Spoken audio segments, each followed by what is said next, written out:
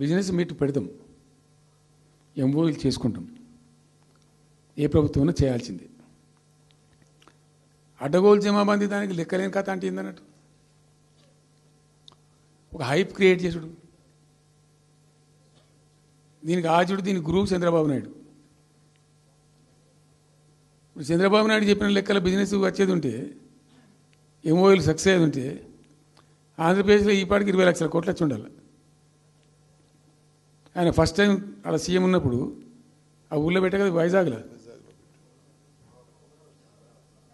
అమరావతిలో కదా, వైజాగ్లో పెట్టిండు. వైజాగ్లో ఎవరు వెళ్ళి ఎంఓయూలు చేసిన వాళ్ళంటే వంట మనుషులు అని చెప్పిండ్రు. ఆ స్టార్ హోటల్లో బయట వంట మనుషులు, వాడు ఎవడ సప్లై చేసేటోళ్ళు, వాడు వచ్చి కూర్చోపోయి సంతకం పెట్టే పెట్టిండు వాడు పాపం. అవునా అండి, పాపులర్ అయింది అది. ఇప్పుడు మరి ఎక్కడ ఆ పెట్టుబడులన్నీ ఎక్కడ చెప్పండి. ఆఖరికి 10,000 కోట్లు అన్న రావాలి. 15 లక్షల కోట్లు, 6 లక్షల కోట్లు, 8 లక్షల కోట్లు.